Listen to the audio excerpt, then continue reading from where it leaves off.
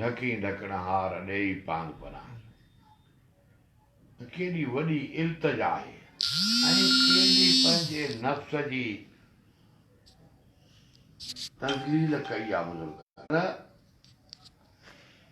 हुते त सही आहे कंहिं सां मुखातिब आहे न सतुर कर सतावर आऊं उघारी आहे ढकी ढकण हार ॾेई पान पनाह अगरि पनाह जो पान मथां आयो त बसि न सभु मुसीबतूं दफ़े न माना हिते किरदारु लतीफ़ ख़ुदि पाण आहे या तारीख़ जो किरदारु को अञा ॿियो आहे हवालो माना जंहिंमहिल असां क्लियर सम्झी वञूं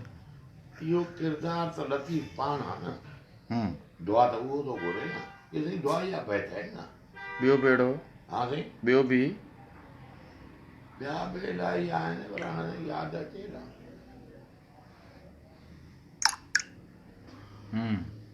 सही लतीफ़ सरकार जे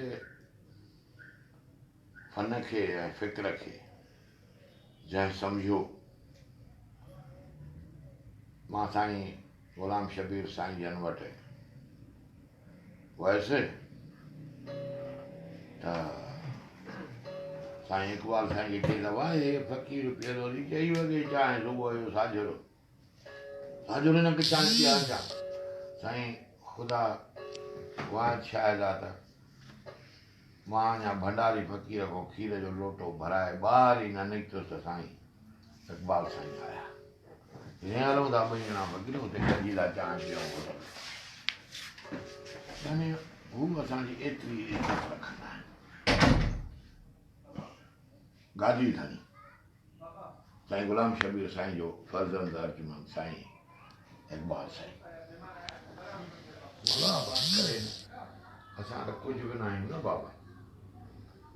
असां त रुॻो लड़ लॻल आहियूं लतीफ़ जे बसि शाइरी जे हवाले सां असां मां पंहिंजो पाण खां पाण सुवाल पुछंदो आहियां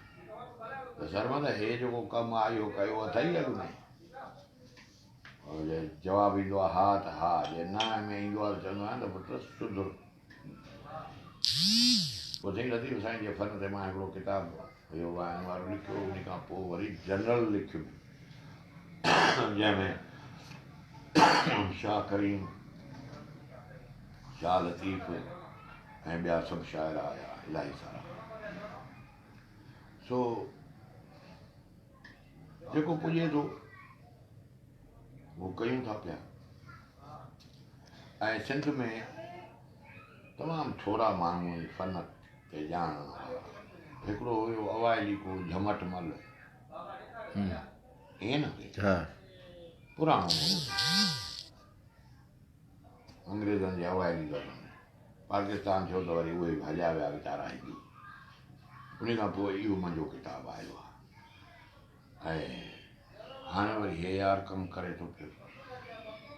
हिन बि वॾो छिकियो आहे कम खे काफ़ियूं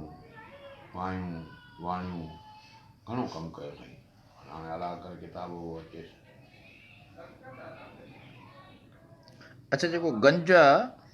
उन गंज खां पोइ सभिनी रिसालनि खे मुहक़क़नि मुरतिब कयो आहे तरतीब ॾिनो आहे हर कंहिं पंहिंजी पसंदि जे एतबार सां हाणे जॾहिं उन्हनि पसंदि जे एतबार सां कमु कयो त छा उन्हनि में हुननि फ़न जो बि ख़्यालु रखियो या लतीफ़ साईं जी शाइरी किथे फ़न जे एतबार सां अॻिते पोइते बि थी आहे ख़्यालु रखियऊं या न रखियऊं पर अक़ीदे जो वॾो ख़्यालु रखियो इहो साईं रिसालो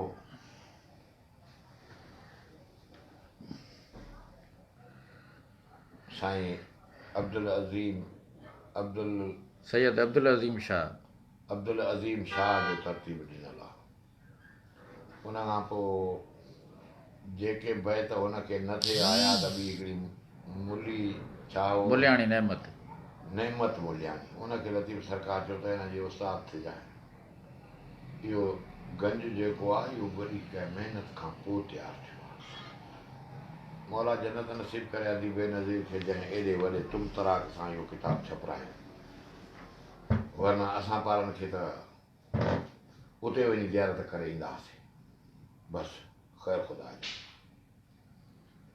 ऐं ॿियो मुमताज़ मिर्ज़ा साहबु उहो बि वॾो आलिम माण्हू हो। इहे ॿई छापा जेके बेनज़ीर साहिबा तयारु कराया, हिकिड़े जो कातिब थियो मुमताज़ मिर्ज़ा, ॿिए जो कातिब जी मूंखे ख़बर न आहे केरु हो, छा हो छा न हो, पर उहो त वरी वरी हिकिड़ी हेॾी तख़्ती में आहे जसो जे माई बेनज़ीर खे या लतीफ़ सरकार खे दारूं हणण त आज़ाद सवलियूं आहिनि, कमु करणु ॾाढो ॾुखियो आहे। पोइ उहो रिसालो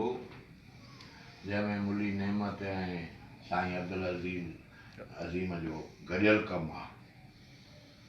उन खे चवंदा आहिनि गंज। सो उहो एॾो वॾो रिसालो आहे जो तव्हां तसवुरु कयो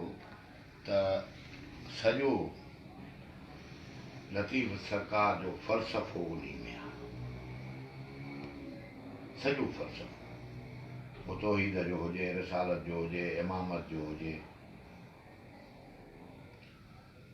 उहो सॼो हुन में आहे। लतीफ़ साईं जन जो जेको फ़िक्र आहे माना अक़ीदो, उहो पंहिंजे हिन रिसाले मां केतिरे हद ताईं माना छा थो महसूसु कराए? सर हुन में सभु कुझु मौजूदु आहे। तव्हां सुर केॾारो पढ़ंदा त ॼण करबला में वेठा आहियो, ॿियो वेठा, पर इहे सुर मारवी पढ़ंदव त चवंदव त मारनि सां गॾु थर में थो रहां, वरी सुर ससूं पढ़ंदव चवंदव त बलोचान नाहक कयो वीचारीअ सां या रुलंदी थी वठे जबल में। वॾो फ़लसफ़ो आहे। सुर केॾारे बाबा तव्हां ज़िक्र कयो, जी कया डॉक्टर नबी बख़्श ख़ान जहिड़े माण्हू खे त हुनखे कटे छॾियो आहे लतीफ़ सरकार सर अक़ीदो आहे न, जी जी हो सुन्नी मुसलमान हो ॻाल्हि हज़म ई कोन थी। हा साईं, अच्छा हा न, आदमो ख़राब थी पियोसि, फिटी कई कई माना इनकारी हो सुर केॾारे जो, हा ईअं चइजे न खणी। हा न,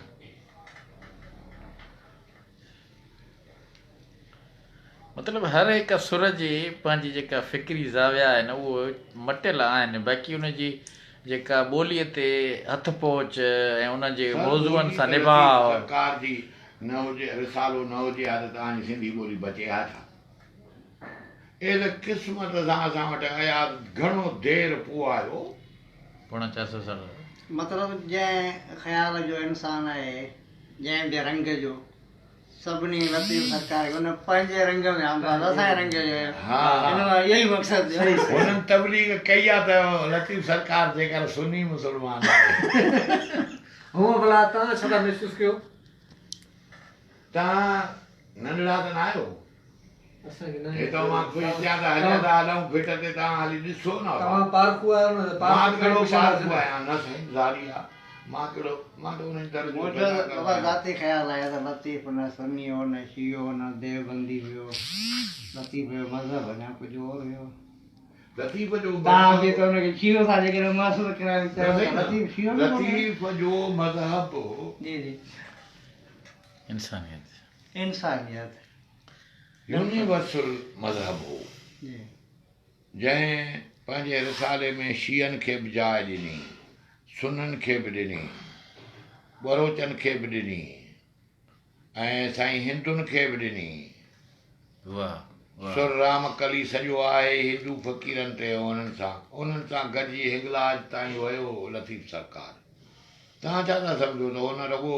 पंहिंजे मुस्लमाननि जी तारीफ़ कई आहे छा? न न तॾहिं त चयो इंसानियत मज़हब। हा इंसानियत, वॾो इंसानियत जो शाइर हो। रीति लतीफ़ खे महदूद हिन में कयो।